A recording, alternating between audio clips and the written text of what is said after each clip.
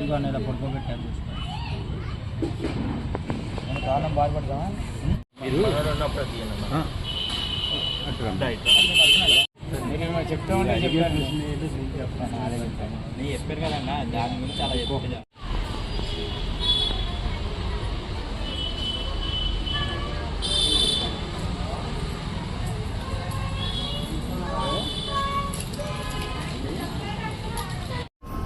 Mic చెప్పు ఇక్కడ నుంచి నేను చెప్తాలే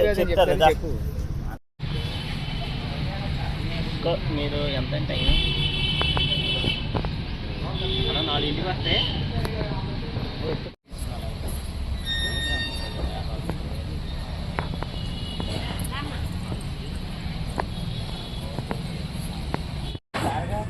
కారకి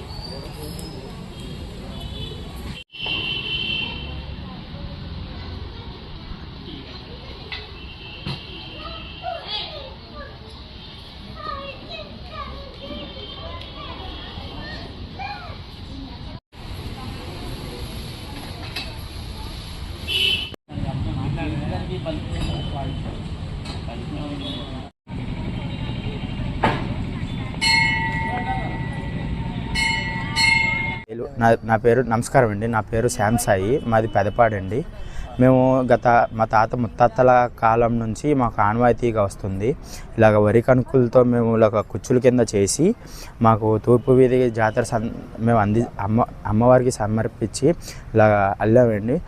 ఇలాగ మా కుటుంబానికి మా అందరికీ అమ్మవారి ఆశీస్సులు ఎప్పుడు ఉండాలని మేము కోరుకుంటున్నామండి.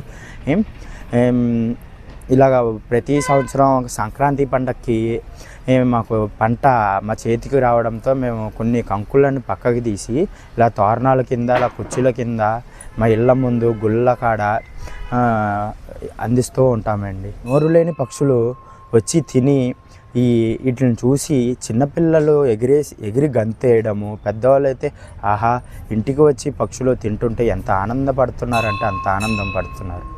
మాది పెదపాడు గ్రామం అండి. మేము పెదపాడు వ్యవసాయం చేస్తాం, రైతులు అండి.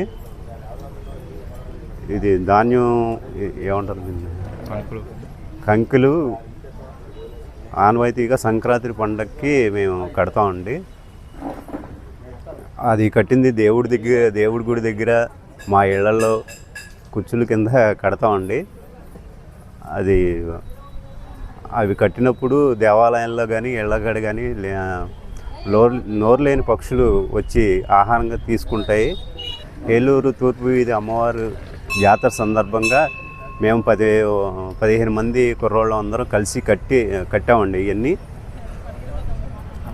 అమ్మవారి ఆశీస్సులు మాకు ఉండాలని చెప్పి మేము కోరుకుంటున్నాం.